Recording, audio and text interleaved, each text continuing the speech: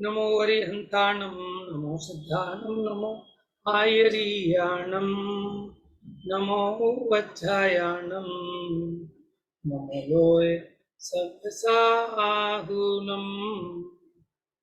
मोक्षमार्गस्य नेतारं भेतारं कर्मभूभृतां ज्ञातारं विश्वतत्त्वानां वन्दे तद्गुणलब्धये।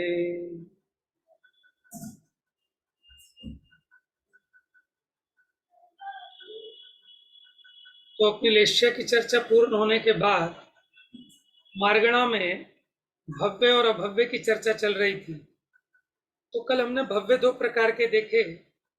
एक तो वो कि जिनमें योग्यता है और वो योग्यता प्रकट भी होगी, माने मोक्ष भी जाएंगे। और दूसरे वो कि जिनमें योग्यता तो है लेकिन कभी मोक्ष नहीं जाएंगे। भव्य का मतलब होता है होने योग्य। आवाज आ रही थी क्या आपको पीछे से? आवाज क्लियर नहीं थी? नहीं, क्लियर है भैया। ठीक है। तो भव्य आपने दो प्रकार के समझे।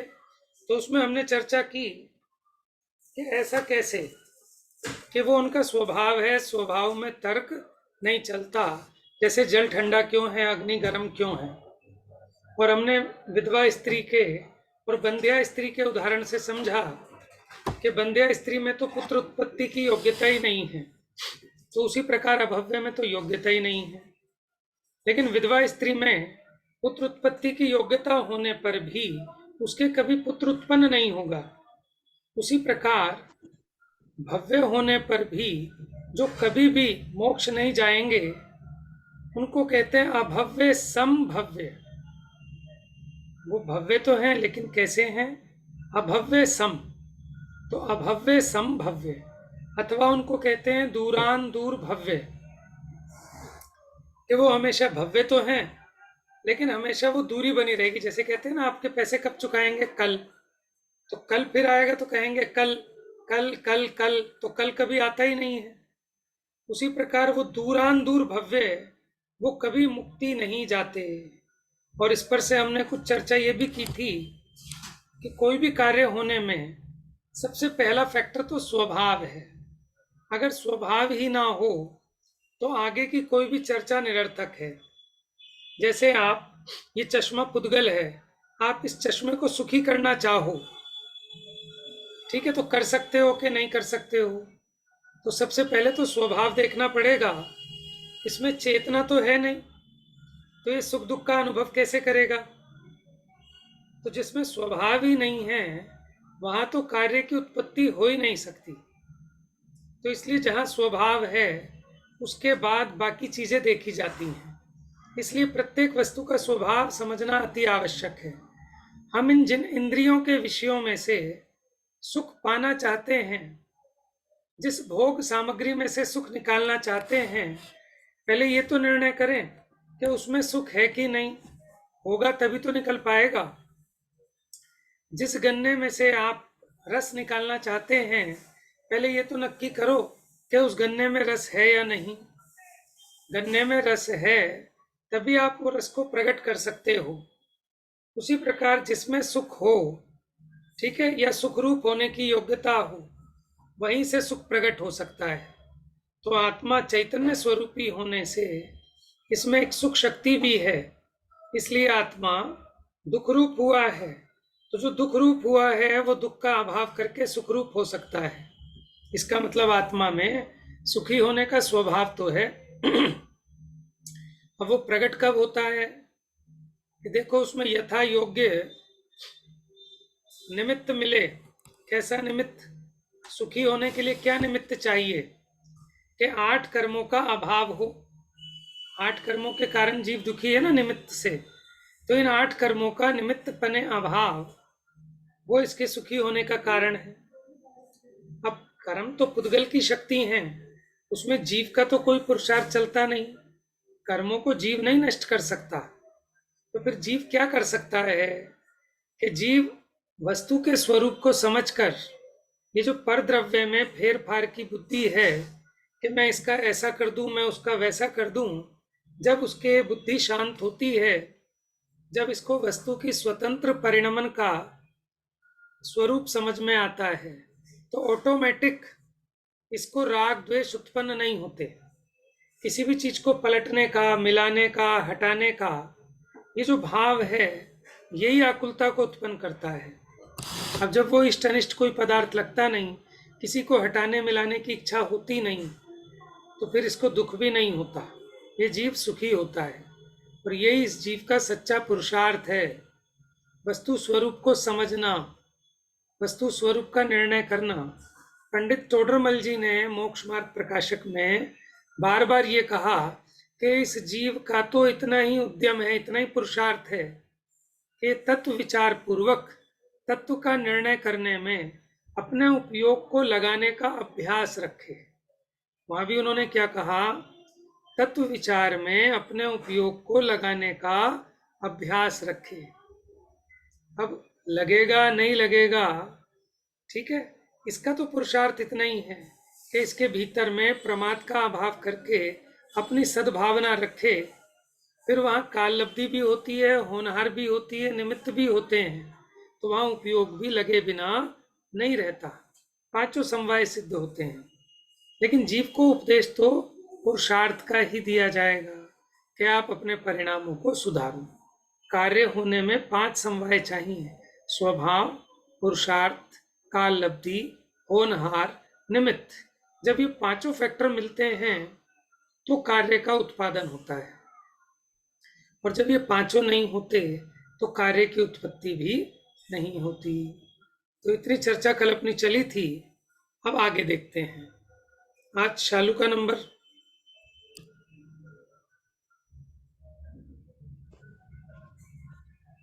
कहाँ से पढ़ना है भैया? कोई ऐसा भ्रम करेगा, यहाँ कोई ऐसा भ्रम करेगा कि अभव्य जीव के तो मुक्ति नहीं होती है, परंतु दोनों प्रकार के भव्यों की तो मुक्ति होती होगी, क्योंकि वे जीव मुक्त होने योग्य हैं। यहाँ उसका भ्रम दूर करते हुए कहते हैं कि वे भव्य केवल अनंत चतुष्टय रूप होने के योग्य हैं। उनका परिणमन कभी भी नहीं होगा। वे नियम से मुक्त नहीं होंगे। उन्हें मोक्ष योग्य सम्यक दर्शन आदि सामग्री अनंत काल में भी प्राप्त नहीं होगी। जैसे किसी स्वर्ण सहित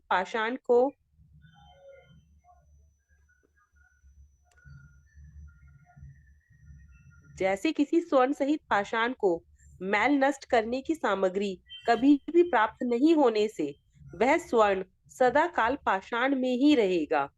उसी प्रकार कितने ही भव्य जीव ऐसे हैं जिन्हें अनंत काल पर्यंत संसार में रहने के बाद भी कर्म मल को नष्ट करने में कारणभूत सम्यक दर्शन आदि सामग्री कभी भी नहीं मिलेगी। सम्यक दर्शन जैसे देखो, सम्यक दर्शन के बिना मुक्ति का मार्ग प्रारंभ नहीं होता। माने जो अभव्य है उसको कभी सम्यक दर्शन ही नहीं होगा, तो फिर मुक्ति की क्या बात है। लेकिन जो भव्य है उसमें योग्यता तो है, लेकिन उसकी वो योग्यता कभी प्रकट नहीं होगी।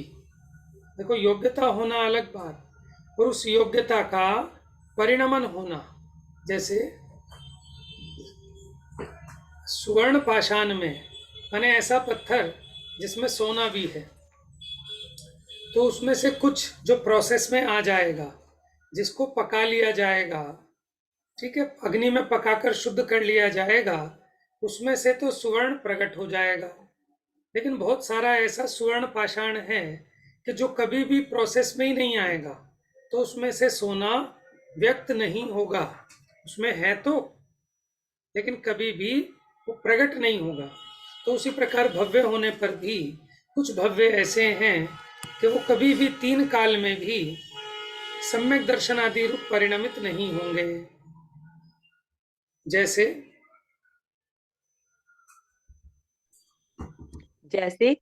अहमिंद्र देवों के नरक आदि अन्य क्षेत्रों में गमन करने की शक्ति होने पर भी वे कभी भी वहां नहीं जाते हैं। उसी प्रकार कुछ भव्य जीव ऐसे हैं जो मुक्त होने के योग्य होने पर भी कभी भी मुक्त दशा को प्राप्त नहीं होंगे। अभव्य जीव अंध पाषाण के समान है। जैसे अंध पाषाण में स्वर्ण है ही नहीं, उसी प्रकार इनमें सिद्ध होने की योग्यता ही नहीं है। देखो, इस अंध प्रकार पाषाण, भव्य मार्ग। अंध पाषाण किसे कहते हैं? कि ऐसा पत्थर जिसमें सोना है ही नहीं। और सुवर्ण पाषाण उसे कहते हैं कि ऐसा पत्थर जिसमें सोना है। दिखने में तो आपको वो रोड़ा लगेगा, बेकार सा, लेकिन जो जानकार हैं उनको पता लग जाता है कि इसमें सोना है, तो वो उसको अग्नि में पकाते हैं, सारा मैल साफ करते हैं। ठीक है, फिर उसमें से निकलता है। ऐसा नहीं कि अंदर डला छपा हुआ डला ही निकल आता है पूरा, ऐसा नहीं है। वो प्रोसेस किया जाता है, उसमें थोड़े थोड़े कण सब चीज़ों के मिक्स होते हैं। तो उसको पहले मिट्टी से फोड़ फाड़ कर, चुप कर, छान कर, पका कर, उस प्रोसेस से अंत में सोना सोना बच जाता है, बाकी मैल जलकर अलग हो जाता है। ठीक है, तो उस प्रकार अलग किया जाता है। तो अभव्य जीव अंध पाषाण के समान है, वो कभी भी मुक्त होने के योग्य ही नहीं है। जैसे अहमेंद्र देवों में अधिक शक्ति होती है कि वो अधिक नीचे के नरकों तक जा सकते हैं, ज्यादा नीचे के नरकों तक, लेकिन कभी जाते नहीं हैं। जैसे सोधर्मित्र में ऐसी शक्ति है कि इस पूरे जो आपका मध्य लोक है या ये जम्बू द्वीप है, इसको उठाकर ऐसे पटक दे उल्टा, लेकिन कभी पटकता नहीं है। ठीक है, तो ऐसी शक्ति होने पर भी उस शक्ति का परिणमन नहीं होता। तो इस प्रकार भव्य मार्गणा के दो भेद पूरे हो गए। और तीसरा है सिद्ध भगवान, जो कि इन दोनों भेदों से रहित है, ना भव्य है ना अभव्य है। भव्य कहते हैं होने योग्य को, अभव्य कहते हैं नहीं होने योग्य को। अब ये तो होने योग्य तभी तक कहते हैं जब तक ना हो जाए, वो तो हो गए ना सिद्ध, तो अब उसमें भव्य नहीं कहा जाएगा। अब चर्चा चलेगी सम्यक्तु मार्गणा की। सम्यक्तु की अपेक्षा जीवों के भेद देखेंगे, तो इसमें सम्यक्तु के प्रकार देखेंगे। चलिए। सम्यक्त्व मार्गणा सर्वज्ञ देवों द्वारा बताए गए 6 प्रकार के द्रव्य, 5 प्रकार के अस्थिकाय, 9 प्रकार के पदार्थ, 7 प्रकार के तत्व में सम्यक्त्व के विषयभूत अर्थों का यथार्थ श्रद्धान करना सम्यक्त्व है। प्रति समय अपनी पर्यायों में जो द्रवता है, व्याप्त होता है, वह द्रव्य है। इसके जाति की अपेक्षा जीव, पुद्गल, धर्म, अधर्म, आकाश, काल, ये 6 भेद हैं। काल के बिना शेष 5 द्रव्य बहुत प्रदेशों के प्रचय समूह होने से पंचस्थी काय कहलाते हैं। वस्तु के स्वरूप स्वभाव की अपेक्षा जीवादि तत्व है। जीव उन्हें ज्ञान द्वारा जानता है, अतः वे पदार्थ हैं। इन सभी का सम्यक श्रद्धान करना सम्यक्त्व है। देखिए, सम्यक तो किसको कहा? सर्वज्ञ देव द्वारा जो बताए गए 6 द्रव्य, सबको नाम याद है ना 6 द्रव्यों के? जीव, पुद्गल, धर्म, अधर्म, आकाश, काल। नहीं याद हो तो कर लेना लिखकर, कल पूछ लूंगा। 5 अस्तिकाय, ये जो 6 द्रव्य हैं, इनमें से काल को हटा दें तो जो बाकी 5 द्रव्य बचे वो कहलाते हैं अस्तिकाय। अस्थि मैंने है रूप तो 6 द्रव्य हैं, लेकिन काय कहते हैं प्रदेशों के समुदाय को। जिनके एक से अधिक प्रदेश हैं, ऐसे द्रव्य कहलाते हैं काय। ठीक है, लेकिन जो काल द्रव्य है वो एक प्रदेशी है, बहुप्रदेशी नहीं है, इसलिए काल अस्तिकाय नहीं है। काल के अलावा बाकी 5 द्रव्य अस्तिकाय हैं। अब पुद्गल की चर्चा करो। जो पुद्गल का भैया परमाणु है। हाँ जी। भैया, ये काल एक प्रदेशी कैसे है भैया? देखो, काल द्रव्य आकाश के जितने प्रदेश हैं, हर एक प्रदेश पर एक एक कालाणु है, रत्नों की राशि के समान बिखरे हुए। आकाश के एक एक प्रदेश पर एक एक कालाणु है। ठीक है, वो अलग अलग हैं, डिफरेंट। तो काल द्रव्य संख्या में कितने हो गए? असंख्यात। जितने लोकाकाश के प्रदेश हैं उतने ही कालाणु हैं। कालाणु इसलिए कहते हैं क्योंकि वो एक प्रदेशी हैं। जैसे परमाणु जो होता है, परमाणु भी एक प्रदेशी होता है, उस प्रकार काल द्रव्य भी एक प्रदेशी होने से उस काल द्रव्य को कालाणु कहते हैं। और वो आकाश के हर एक प्रदेश पर एक एक कालाणु है, हर एक प्रदेश पर। रत्नों की राशि के समान इसलिए कहते हैं कि जैसे रत्न आपस में मिल जाएं, लेकिन चिपक कर जुड़कर एक पिंड नहीं बनता, उसी प्रकार कालाणु सदैव भिन्न भिन्न रहते हैं, उनका आपस में एक स्कंद नहीं बनता। जबकि जो पुद्गल परमाणु होते हैं वो दो या दो से अधिक पुद्गल परमाणु आपस में मिलकर एक स्कंद बना लेते हैं। जैसे देखो, ये चश्मा है, ये एक स्कंद है अनंत पुद्गल परमाणुओं का। लेकिन पुद्गलों में ऐसी योग्यता है कि उनके परमाणु आपस में मिलकर स्कंद बना लें, लेकिन काल द्रव्य में ऐसी योग्यता नहीं है कि वो आपस में जुड़कर एक स्कंद रूप हो जाएं। इसलिए आचार्यों ने लिखा कि रत्नों की राशि के समान आकाश, लोकाकाश के एक एक प्रदेश पर एक एक काल द्रव्य स्थित है। तो एक प्रदेशी इसलिए है वो। पर भैया जैसे काल तो अनंत है, काल तो कभी खत्म नहीं होएगा, जैसे जैसे होता जाएगा काल आता जाएगा आता जाएगा। तो वो तो तो काल द्रव्य लोका का परिणमन है ना। काल तो तो द्रव्य फिर जैसे आपने कहा ना कि आकाश के एक एक द्रव मतलब आकाश द्रव्य के एक एक अणु पर वो एक एक कालाणु विद्यमान है, तो काल तो अनंत है, आता जाएगा आता जाएगा आता जाएगा आता जाएगा, तो आकाश भी अनंत है, आता जाएगा नहीं आता नहीं, देखो आप जाएगा। समझो एक मिनट। जिसको आप काल कह रहे हो ना, देखो एक होता है द्रव्य, एक होती है उसकी पर्याय। आप जिसकी चर्चा कर रहे हो वो पर्याय है। समय जो है वो काल द्रव्य की पर्याय है। समय, घड़ी, घंटा, दिन, महीना, फिर हमने ऐसा व्यवहार कर लिया। वो जो काल द्रव्य है वो काल द्रव्य अन्य सभी द्रव्यों के परिणमन में निमित्त होता है। काल द्रव्य का क्या काम है?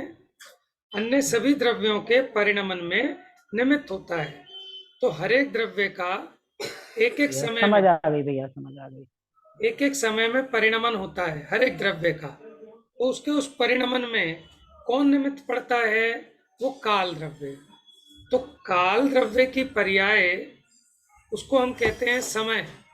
लेकिन अब जब व्यवहार से निरूपण करते हैं तो बहुत सारे समयों को मिलाकर हमने कह दिया घड़ी, घंटा, दिन, महीना, ये सब व्यवहार काल। ठीक है, उसमें काल द्रव्य निमित्त मात्र है, द्रव्य है उसका परिणमन है। और प्रत्येक हर एक वस्तु का अपना भी परिणमन है, लेकिन उसके परिणमन में काल द्रव्य निमित्त होता है और परिणमन अनंत काल तक चलता रहेगा। इस अपेक्षा कहते हैं काल भी अनंत है। ठीक है, प्रदेशों की अपेक्षा एक प्रदेशी है।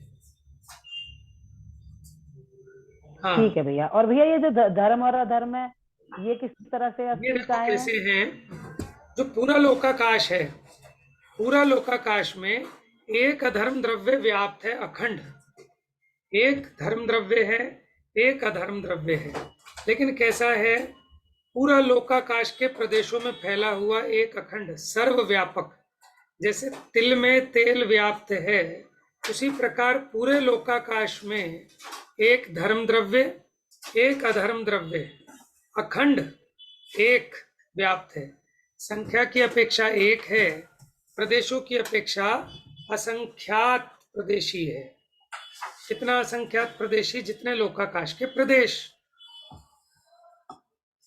ठीक है। पुद्गल के बारे ठीक है में, भैया। पुद्गल के बारे में, जो पुद्गल के परमाणु हैं उनमें ये योग्यता है कि वो परमाणु आपस में मिलकर स्कंद बना लेते हैं। तो अगर एक पुद्गल परमाणु है तो वो अस्थिकाय तो नहीं कहना चाहिए, क्योंकि एक परमाणु एक प्रदेशी होता है, तो उसको तो अस्थिकाय नहीं कहना चाहिए। लेकिन उस परमाणु में स्कंद रूप होने की योग्यता है कि दो या दो से अधिक परमाणु आपस में मिल जाएंगे। तो अगर चार परमाणु मिले तो चार प्रदेशी स्कंद हो गया। 100 परमाणु मिले तो 100 प्रदेशी स्कंद हो गया। इस अपेक्षा वो फिर अस्थिकाय कहलाता है, इसलिए पुद्गल को अस्थिकाय में रखा। वास्तव में पूछें तो जो एक परमाणु है वो बहुप्रदेशी नहीं है, एक प्रदेशी है, इसलिए वो भी अस्थिकाय नहीं है। लेकिन उसको उपचार से अस्थिकाय कहा क्योंकि उसमें स्कंद रूप होने की योग्यता है। कालाणु में स्कंद रूप होने की योग्यता नहीं है, इसलिए कालाणु को उपचार से भी अस्थिकाय नहीं कहा। ठीक है, आप लोग कम समय में बात है हाँ जी सही बात है। कालाणु कैसे एक जैसे हो जाएंगे, नहीं तो फिर तो कल की पर्याय और आज की पर्याय एक कैसे होगी, फिर गड्ढम गड्ढ हो जाएगा तो सब। तो बड़ी गड़बड़ हो जाएगी। हर एक प्रदेश पर अलग अलग हाँ कालाणु है, सही बात, तो नए लोगों के लिए थोड़ा डिफिकल्ट लग सकता है। लेकिन आपको जो चीज़ समझ में ना आए आप लिख लीजिए उसको अपनी कॉपी में, व्हाट्सएप कर सकते हैं, तो जब टाइम मिलेगा मैं रिप्लाई कर दूंगा, नहीं तो क्लास में बता दूंगा। क्योंकि मुझे पता चलना चाहिए ना कि आप लोगों को क्या बात समझ में नहीं आ रही है, तो मैं उसका और खुलासा कर दूंगा। क्योंकि आप लोगों को कम समय में ज़्यादा चीज़ समझनी है, क्योंकि आपकी एज सबकी ज़्यादा हो गई है। ये काम तो बचपने में सीख लेने लायक है। कई लोगों को आते भी हैं, वैसे तो सब पढ़े हैं, पढ़ाते भी थे शिविरों में, है ना। जिनको नहीं समझ में आए तो अपना नोट जरूर कर लेना, क्योंकि आप ये सोच के चलना जरूरी नहीं है कि ये बात हमें दोबारा सीखने और समझने को मिल ही जाए। ठीक है ना, क्योंकि विषय बहुत है, प्रमेय अगाध है, समय थोड़ा है, और हमारे पास कितना समय है ये तो कोई नहीं कह सकता। ठीक है ना, और है भी नहीं मिलती भैया, नहीं मिलती दोबारा, क्या एक बार भी समझने को नहीं मिलती जिस तरह से आप समझा रहे हो। मैंने 20 बार पढ़े हैं पर ऐसे कभी आज तक समझ में नहीं आ पाती जैसे आप समझा रहे हो। मैं तो ये कह रहा हूँ कि पढ़ने में आना भी दुर्लभ है, क्योंकि हमारा अधिकतम समय 5 इंद्रिय के विषयों से ही निकाल पाना ये बड़ा पुरुषार्थ का काम है। नहीं तो पूरे 24 घंटे आप ये देखो ना, भोगों में ही तो जा रहे हैं। जिस समय सो रहे हैं ना, तो वो भी भोग चल रहा है। समझ में आया कि अपने इंद्रियों को आराम दे रहे हैं।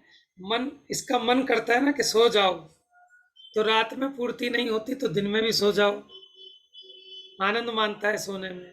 तो जबकि अपनी आधी लाइफ देखो, अगर किसी को 60 साल मिली लाइफ, तो 60 में से 30 साल तो सोने में चली गई, अब बची 30 साल। अब उस 30 साल में से भी देखो आप, दिन के 12 घंटे तो सोने में चले गए, बाकी जो 12 बचे उसमें से कम 8 घंटे धंधे व्यापार में, कम से कम। लेकिन लोगों की हालत कैसी है कि सुबह 7-8 बजे दुकान खोल लेंगे और रात को 10 बजे 11 बजे, तो 12 घंटे से भी ज़्यादा दुकान पे काम में लगाते हैं। फिर बाकी खाना पीना, घूमना फिरना, फैमिली, सिनेमा, ठीक है, 5 इंद्रिय के विषय भोग, अपने लिए कहाँ समय है। और ये पर्याय तो जब मर्जी पलट जाएगी, फिर क्या करोगे। देवगति में फुर्सत नहीं मिलनी। आप ये सोचो, यहाँ तो इतने हीन, इतने घटिया भोग हैं, या शरीर भी इतना घटिया, मलमूत्र वाला, रोगों से भरा हुआ, जिसकी कोई सामर्थ्य नहीं है। और देवगति में जाओगे, वहाँ वैक्रियक शरीर होगा, बहुत सामर्थ्यशाली होगा, पुण्य का उदय भी बहुत होगा। वहाँ कैसे विरक्त होंगे। वहाँ तो ये जीव भोगों में ऐसा लीन हो जाता है देवगति में जाके कि करोड़ों करोड़ों वर्षों की आयु होती है, लेकिन ऐसे जैसे चुटकी बजाई, ऐसा लगता है कि अभी तो मैंने जन्म लिया था और अभी मर गया। आप ये बताओ, लगभग आप सभी 30+ हैं, 30 से नीचे तो मेरे ख्याल से कोई नहीं है इसमें ग्रुप में। आप ये बताओ, आपको ये नहीं लगता कि अभी तो हम 5वीं क्लास में पढ़ते थे, अभी तो हम 7वीं क्लास में थे, अभी तो हम 12वीं में थे जब भैया के पास आए थे पढ़ने। ये प्रीति 8th क्लास में आई थी मेरे पास, तभी मैंने चालू किया था पढ़ाना नया नया, और ऐसा लगता है कि अभी की बात है। अपनी मम्मी के साथ आई थी, है ना, इंग्लिश ग्रामर, तो मुझे ऐसा लगता है कि अभी कल की बात है, जैसे वो कितने साल पुरानी बात हो गई, 20 साल से भी ज्यादा की बात हो गई। तो आप ये समझ लो, ये 25 ईयर्स हो गए होंगे। 25 ईयर्स। अब आप ये 2000 में 10th करी थी। 2002 में। हाँ 2002 में 10th करी थी। 12th। हाँ। मैं ये कहना चाहता हूँ, हम सबको एहसास होता है ना, लेकिन ऐसा लगता है कि जो फिल्म आपको बढ़िया लगती है देखने में, वो आप जाके बैठे सिनेमा में और लगता है तो ऐसी चुटकी बजाते ही खत्म हो गई, इतनी जल्दी कैसे फिनिश हो गई। तो जब सुख का काल होता है ना, अनुकूलता होती है, तो ये जीव का काल ऐसा बीतता है कि जैसे चुटकी बजाई और बीत गया। और जो दुख का काल होता है, जहाँ प्रतिकूलता होती है, माने आपके पेट में दर्द हो जाए भयंकर, तो आपका 1 घंटा ऐसे बीतेगा जैसे 1 साल हो गया हो। तो आप अंदाजा लगा सकते हो कि जब देवगति में भी जाएंगे, वहां इतने पुण्य के भोग होंगे, ठीक है, शरीर की सामर्थ्य भी भोगों में ऐसा लीन हो जाता है जीव कि फिल्म कब खत्म हो गई इसको होश नहीं आता। जब इसकी माला मुरझा जाती है 6 महीना शेष रहने पर, वहां अब इसको कुछ झटका लगता है। समझ में आया? जैसे कोई 40+ हो गया और उसको अटैक आ गया एकदम, तो उसको एकदम दिमाग पे सोचने का अवसर है कि भैया अब चिट्ठी आ गई है, अपना सामान लपेटो, कमरा खाली करना है, लेकिन फिर भी नहीं सुधरता। तो उसी प्रकार देवगति में मरण से 6 महीना पहले ये कहते हैं कि कुछ ऐसे चिन्ह प्रकट होते हैं कि उनको पता लग जाता है कि अब मेरी आयु 6 महीना शेष बची। उसमें भी कोई देव आर्त ध्यान करने लगते हैं, दुखी होने लगते हैं, हाय मैं मर जाऊंगा, मेरे सारे भोग छूट जाएंगे, पता नहीं मैं कहाँ जाके पड़ूंगा। तो आर्त ध्यान कर करके अपनी दुर्गति करते हैं। और कोई समझदार आर्त ध्यान तो नहीं करते, इन भोगों से विरक्त होते हैं, इनका सच्चा स्वरूप समझकर अपनी आत्म कल्याण की भावना भाते हैं। और ये भावना भाते हैं कि अब की बार अगर मनुष्य पर्याय मिलेगी तो मैं सबसे पहले संयम धारण करके मुक्ति को प्राप्त करूंगा, अपनी आत्मा के अतीन्द्रिय आनंद का, सच्चे आनंद का रसपान करूंगा, अब इन झूठे इंद्रिय सुख के आकर्षण में नहीं फंसूंगा। तो वहां ऐसा निर्णय करता है। लेकिन फिर जब मनुष्य गति में आता है, सब भूल जाता है कि क्या सोच के आया था, क्या वादा किया था, और फिर यहाँ के सड़े गले भोग उनमें फंस जाता है। तो हम ये कह रहे हैं, मनुष्य पर्याय में कुछ भी ऐसा नहीं है कि जिसके पीछे हम अपने आत्म कल्याण को साइड करें। तो कि देखो, काना पोंडा पड़ा हाथ, जो चूसे तो रोवे, फले अनंत जो धर्म ध्यान की, भूमि विषय बोवे। जैसे गन्ना मिला आपको, अब गन्ना कैसा काना है, देखो गन्ने का जो ऊपरी भाग है सबसे ऊपर का, वो चूसने लायक नहीं है, फीका होता है। जो जड़ है वो चबाने लायक नहीं होती। तो जड़ और जो ऊपरी भाग है वो तो बेकार है। अब जो बीच का भाग है वो योग्य होता है, लेकिन बीच में से भी काणा है। तो अब कोई उस गन्ने को खराब करे तो करो, और कोई समझदार व्यक्ति उस गन्ने की गडेरी बना बनाकर भूमि में बो दे, तो फिर इतने सारे गन्ने उगेंगे, माला माल हो जाएगा। उसी प्रकार ये जो मनुष्य पर्याय है, इसका बाल काल माने बाल्यावस्था, ठीक है ना, वो भोगों के योग्य नहीं है। समझ में, वहां इंद्रिय के विषय सुख है नहीं। और जो बुढ़ापा है, वहां भी इंद्रियां काम करना बंद कर देती हैं, आंखों से दिखता नहीं, कानों से सुनता नहीं, समझ में, हाजमा ठीक नहीं रहता, सारी इंद्रियां शिथिल हो जाती हैं। तो जो बुढ़ापे की अवस्था है वो भी भोगों के योग्य नहीं है। बीच का बचा जो युवा अवस्था का पीरियड है, वो भी बहुत थोड़ा रह गया। अब उसमें कमाना है, परिवार के झंझट हैं, हारी है, बीमारी है, संयोग है, वियोग है, कितने कलेश हैं। तो उसको कह रहे हैं बीच में से भी ये गन्ना काणा है। अब फिर भी अगर कोई विषय भोगों के लिए इस मनुष्य पर्याय को खराब करे तो करो, वो मूर्ख है। और समझदार व्यक्ति क्या करे कि इसमें वैसे ही कुछ खाने लायक नहीं है, तो क्यों ना इसे धर्म में लगा दे। तो इसको धर्म में लगा दे तो फिर इसके धर्म रूपी जो फल खिलेंगे, उसके फल में इंद्र नरेंद्र के भोग वैभव तो मिलेंगे ही, लेकिन परंपरा से ये मुक्ति का पात्र होता है। तो ये समझदारी का काम होता है। देखो, अपने हम कोई सब्जी लेके आए और हमें पता लगा कि सब्जी जो है ना अच्छी नहीं है, खाने लायक नहीं है, तो हम क्या करते हैं उसको कि भैया इससे तो किसी गाय वाय को ही दे दो, है ना। अथवा कोई समझदार व्यक्ति हो तो वो क्या करते हैं, खेत वेत में बोना हो खेत में बो दें, लेकिन अपने खाने के लिए वेस्ट करो ना तो खाई जाएगी ना किसी काम की बचेगी, तो वहां भी समझदारी करते हैं। उसी सही प्रकार कह रहे हो भैया, घी घी और मसाले और आग और वेस्ट हो जाएगी।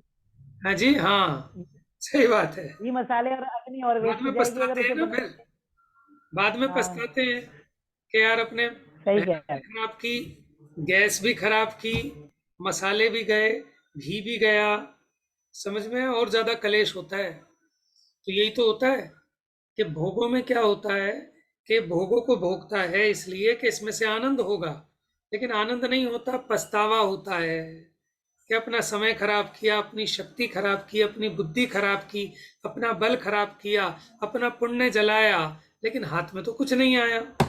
ये मृग तृष्णा की भांति है।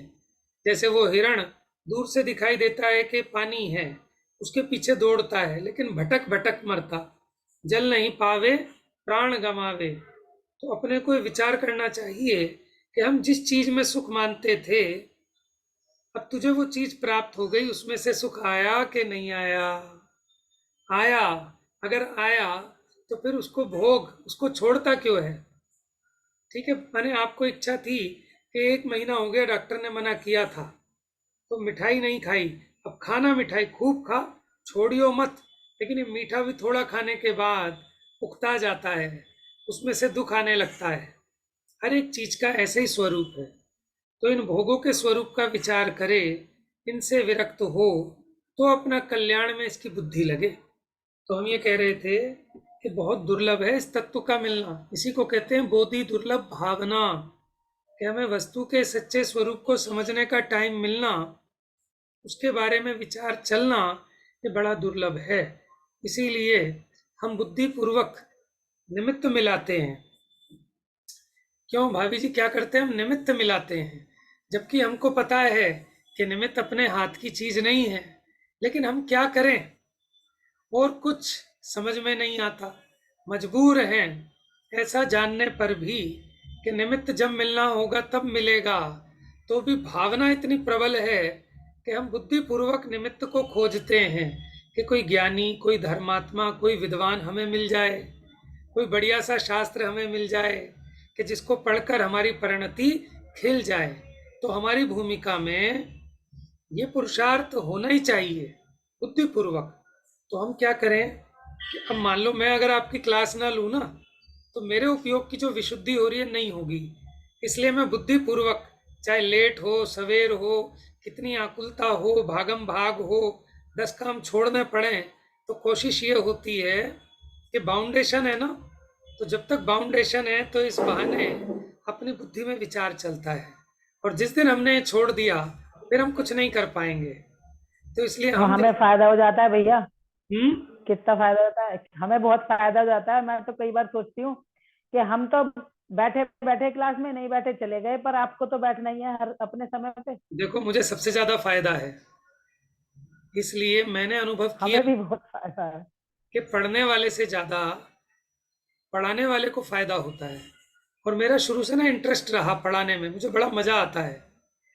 मैंने ट्यूशन सबसे पहले जब मैं 10th क्लास में था, मैंने तो फ्री में बच्चे इकट्ठे करके पढ़ाना चालू किया, लेकिन फ्री में पढ़ाया तो कोई पढ़ के राजी नहीं होता था जब मैं गुलाब वाटिका में रहता था, लेकिन पैसों में पढ़ाया तो दुनिया पढ़ने तैयार है। तो मैंने कहा ठीक है भाई, अच्छी बात है है ना। तो भैया हमसे भी फीस रख लो अब आप कुछ। नहीं, आप लोग तो फ्री में ही तैयार हैं। यही फीस है कि आप अपना कीमती समय दे रहे हैं, इससे बड़ी कोई फीस नहीं है। अरे भैया लेकिन आप अभी तो समझ उल्टी में बात कर आया रहे हो, आप दे रहे हो कीमती समय। कि पढ़ाने लायक ये जिनवाणी है, इसके अलावा अब कुछ नहीं पढ़ाना। कई बार मन होता है कि हमने बहुत जिंदगी अपनी लगाई अकाउंट्स पढ़ाने में, मैथ्स पढ़ाने में, लेकिन अब ये सोच लिया अब जो समय है पढ़ाएंगे तो जिनवानी पढ़ाएंगे, अब कुछ नहीं पढ़ाएंगे, है ना। और आप भी ये निर्णय कर लो, कभी कोई आपको बहकाए कि साहब लॉ की डिग्री ले लो, एमए कर लो, ये कर लो, अरे क्यों करना? जिंदगी का भरोसा नहीं है। अब ये पढ़ने लायक है, ये पढ़ेंगे और कुछ नहीं, हमें कोई डिग्री विग्री नहीं चाहिए। अब ऐसी विद्या सीख लेनी है कि जैसे जहाँ रहें, कितने ही पाप का उदय आए, शरीर में रोग आए, कितनी प्रतिकूलताएं मिलें, भूकंप आ जाए, दब जाए, एक्सीडेंट हो जाए, वहाँ भी अपने आप को संबोध सकें और तत्व ज्ञान के बल पर, ठीक है, मैं मरता नहीं हूँ, ये भावना अपने ज्ञान में निरंतर बनी रहे और जरा भी भयभीत ना हो, ऐसी विद्या सीख लें तो इससे उत्तम कुछ नहीं है। और कोई विद्या काम में आने वाली नहीं है। आप बताओ, अब हम सोचते हैं कि हमने इतनी मेहनत की, इतनी मतलब पढ़ाया, आज किस काम की है वो नॉलेज हमारे? कोई काम की नहीं है। अपने जीवन के 25 वर्ष ये क्रीम टाइम बिल्कुल भट्टी में झोंक देता है। काहे के लिए? नहीं आजीविका के लिए। भैया, ऐसा नहीं है, हम लोग तो इसीलिए जुड़े हैं, आपने पहले हमें पढ़ाया। ये अच्छी बात है, ठीक है, लेकिन इसमें क्या होता है कि देखो, अपनी कहीं ना कहीं कोई सद्भावना होती है कि शायद आप लोगों के पेरेंट्स ने मेरे पास भेजा भी इसलिए था कि ये लड़का सीधा है, मंदिर आता है, पूजा पाठ करता है। शास्त्री पारक की सबसे ज़्यादा लड़कियां मेरे पास आती थी पढ़ने, और इसीलिए क्योंकि उनके पेरेंट्स को भरोसा था कि किसी और के पास भेजने में मैंने भय लगता था कि मनोज के पास भेज दो, कोई दिक्कत नहीं है। तो वो कहीं ना कहीं भावना थी। तो वो भावना आप लोगों में भी है। आप लोग वैसे भी कभी कभी क्लास में भी आते थे धर्म की, तो हमारी जो थोड़ी सी भी भावना होती है ना, वो व्यर्थ नहीं जाती, वो काम करती है। कि काल लब्धि आ गई अब आप लोगों की, तो काल लब्धि आने पे वो भावना हुई, ऐसा संयोग बन गया, ठीक है ना। तो ये तो पुण्य के उदय से होता है। तो मेरी प्रेरणा देने का मतलब ये है कि हम बुद्धिपूर्वक अपने आप को बाउंड करें जबरदस्ती, क्योंकि अगर ज़्यादा छुट्टा छोड़ोगे मन को, फिर कुछ नहीं कर पाओगे। तो बुद्धिपूर्वक नियम लेना कि जिंदगी में बिना खाने के तो चल सकता है, लेकिन बिना स्वाध्याय के, बिना जिनवाणी के वचनों को सुने मेरा दिन नहीं जाना चाहिए। समझ में? अगर इतना भी नियम ले लेंगे तो अपना कल्याण नियम से हो जाएगा। फिर आपको जब इंटरेस्ट आएगा तो ऐसा भी दिन आएगा कि आप छोड़ेंगे नहीं इसको। बाकी सब चीजें उदय प्रमाण है, लेकिन आपकी तो भावना है ना। अपनी भावना सजो तो कर्म का उदय भी पलटता है। आपको निमित्त भी ऐसे मिलेंगे, संयोग समागम सब ऐसे मिलेंगे। समझ में आया? थोड़ा कोशिश किया करो, जब कहीं भी किसी तीर्थ स्थान पे जाते हैं तो वहाँ जहाँ कहीं स्वाध्याय चलता हो, जहाँ दर्शन करें ना, दर्शन के साथ साथ स्वाध्याय बहुत जरूरी है। स्वयं भी बैठो, अपने घर वालों को भी बिठाओ, बच्चों को भी बिठाओ। पता नहीं कब किसकी काल लब्धि आ जाए, आपको क्या पता। हमें जिसका ऐसा लगता है ना, अरे ये तो महादुष्ट है, ये नहीं सुधरने वाला, लेकिन ऐसा नहीं है। मैंने बड़े बड़े ऐसे दुष्टों को सुधरते हुए देखा है, जो मैंने गाली देते थे जैन धर्म को, और जैन धर्म के धर्मात्माओं को गाली बकते थे, वो ऐसे लग गए जबरदस्त। जब समझ में आया तो पता नहीं कब किसकी होनहार पलट जाए। तो स्वाध्याय का समागम कहीं भी हो, कहीं कोई बड़ा विद्वान आए तो कभी जाना चाहिए, क्योंकि प्रत्यक्ष का जो आपको लाभ होगा ना, वो परोक्ष में नहीं होता। अभी जैसे हमारे भीम गली विश्वासनगर में अभी इन 28 में पाठ हो रहा है सिद्ध चक्र विधान। अब आपको कभी अनुकूलता लगे, समय मिले तो 2-4 मंदिरों के दर्शन करने निकलो संडे वाले दिन, जहाँ जहाँ जिस मंदिर में जो हो रहा हो थोड़ा लाभ लो। तो इस तरह बच्चों को भी संस्कार पड़ेंगे, ठीक है, आपकी भावना भी प्रबल होती है, आपको भी महसूस होता है कि ये काम तो बहुत अच्छा है, ठीक है ना, कुछ नया नया चाहिए। तो जैसे भी करके पूजा करो, पाठ करो, संयम करो, उपवास करो, अपनी भावना को बढ़ाना है, उससे आपको लाभ होगा, ठीक है। और अपने को बाउंड करके रखें, कि जैसे अपना हमने नियम, क्लास चलती है तो हम बाउंड हो गए ना, तो ऐसी आपके कहीं स्थानीय सभा चलती हो तो आप वहाँ जाकर डायरेक्ट लाभ लो, उसका अधिक फायदा होता है दैनिक सभा का, ठीक है ना। तो इस मौके को चूकना नहीं चाहिए। चलिए, आज तो हमने सारी प्रेरणा की बात की, और आपको क्या दी? मैंने तो अपने स्वयं को प्रेरणा दी है कि अपने को अधिक से अधिक बाउंड करना चाहिए। तो मैं कोशिश करता हूँ कि अब ये शाम की 2 क्लास तो हैं, सुबह की क्लास अभी बच्चों के बोर्ड के एग्ज़ाम हैं, तो वो सुबह की क्लास बालिकाओं की चलती है मंदिर में, तो उससे भी अपने को लाभ होता है। समय